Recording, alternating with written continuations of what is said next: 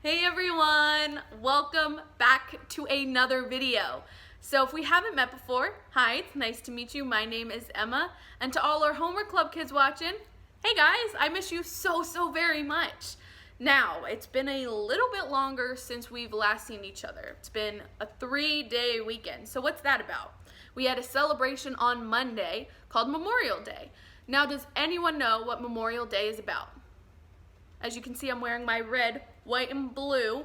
Maybe it's because we celebrate the men and women who protect us, our soldiers, our wonderful people who are making sure we are safe. So, thank you guys. Now, we are gonna pick up where Monday would have left off. So we are going to be doing an art project. So stick around and I will explain everything. Oh, you didn't think I was gonna let you skip the riddle? No. So, our riddle today is, I am tall when I'm young, but I'm short when I'm old. What am I?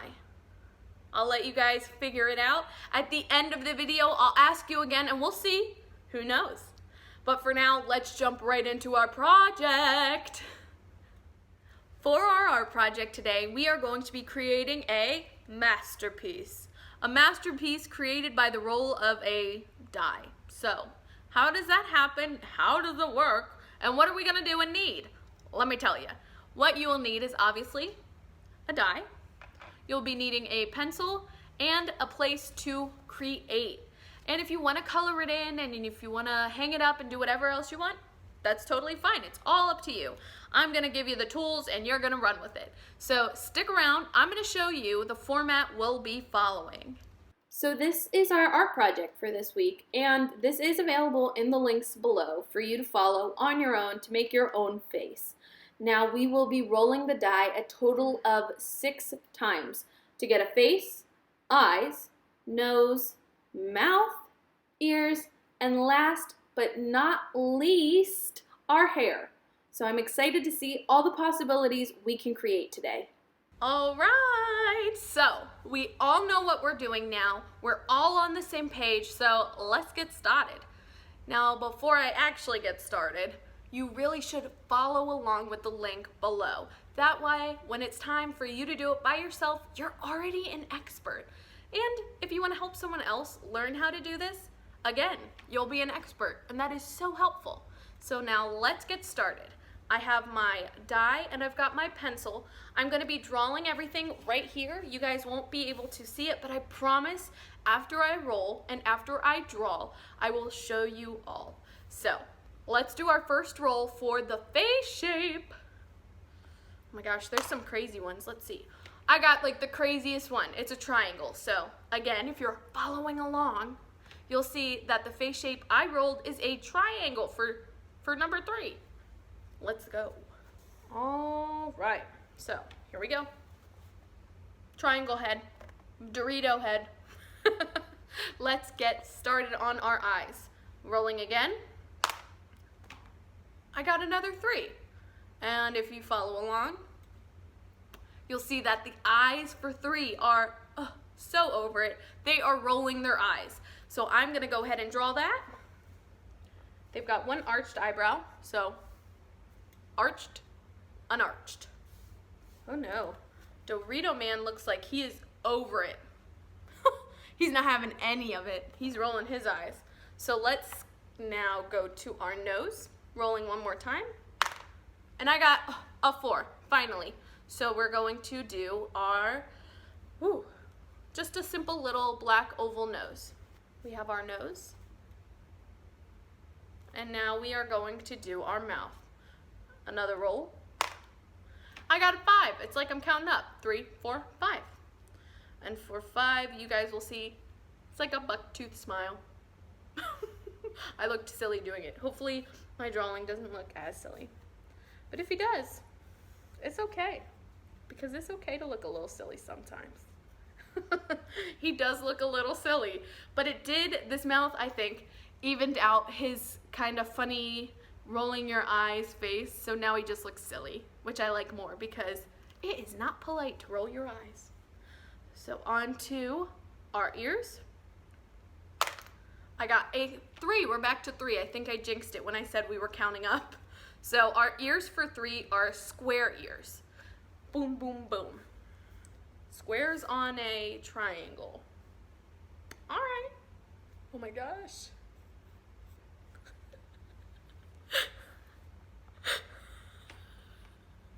What? He looks really funny. All right. And hair. What? How am I gonna put hair on a triangle guy? Let's see. There is one hair, if you're following along for number 6, that is just the inverted, so flipped upside down triangle for hair. So that would be really funny if he just had another little triangle of hair. Let's see if it's in the cards, even though that's not a card, I know. It's a 6. That's crazy. I was just talking, you guys know, I was just talking about that. I'm sorry, but he looks really funny. That's his face. The face I just did is his face. I'm gonna give him a little body real quick, so I'm not gonna record that part, but I will show you the finished product.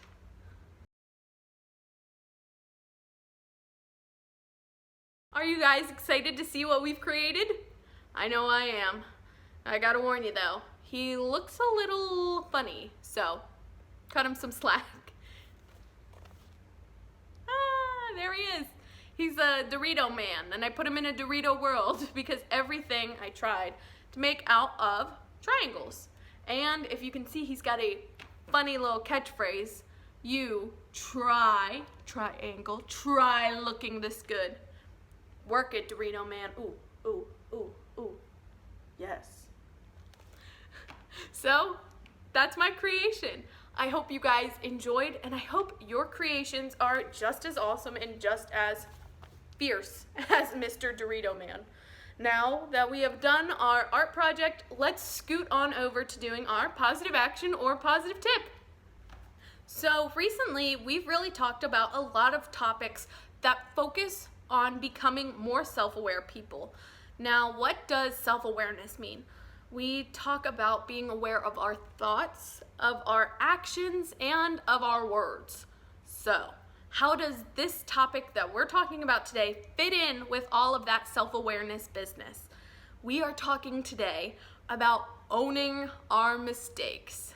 Yes, this is something that everybody struggles with. Your mom, your grandpa, your grandpa's best friend, your best friend, their aunt's uncle, your hero, whoever. Everybody makes mistakes, and everybody struggles to say, hey, I've made a mistake, because guess what? No one enjoys messing up. No one does. So it's not an easy thing to say, hey, I've messed up, I apologize, and I'll do better. Now that is owning your mistake.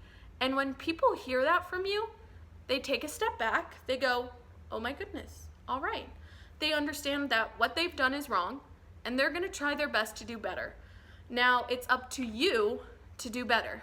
And I hope that the next time you're in a situation where you can say, oh, they did that, but you know that you were a part of it and you contributed to maybe that mistake, own it. Own it, own it, own it. It's going to go great, I promise. You might even not get punished. I make no promises. I make absolutely none. But it's a big step in personal growth. And like I always say, we are trying to grow to become the best versions of ourselves. And this is no different. So I encourage you in those next times you think, to rise above, be the bigger person, and do what's right. So now that we've talked about this, let's hop on over to our book. So if you guys remember, in our Super Fudge book, we are on chapter 3. We had just finished chapter 2, and Peter had really stepped up to the plate in terms of being a good big brother to Fudge. He said, hey Fudge, you really shouldn't have hidden the baby, and maybe we should just be a little bit better of bigger brothers.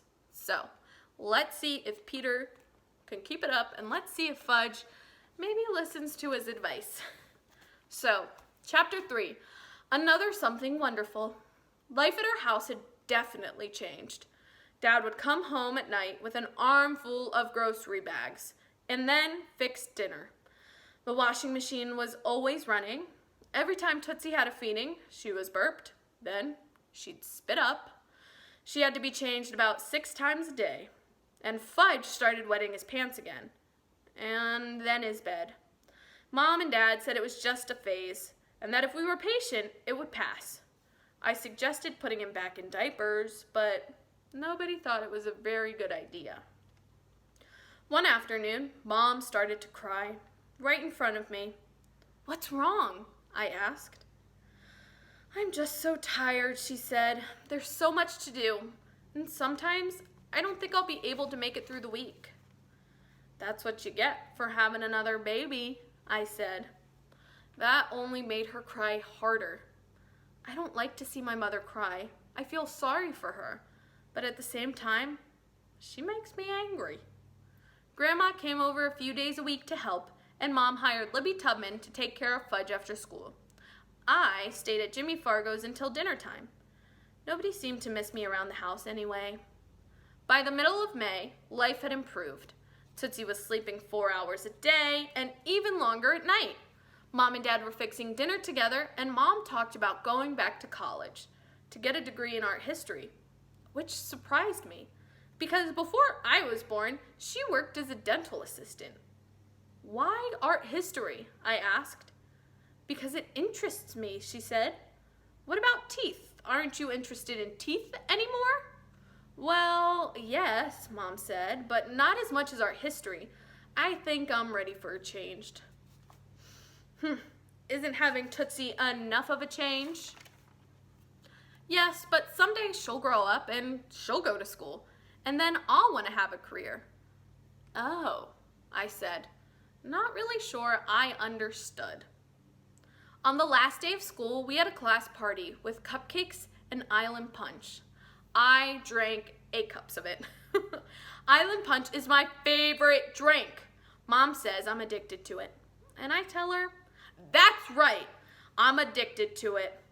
Cut me open, you'll find 7 natural fruit flavors running through my veins.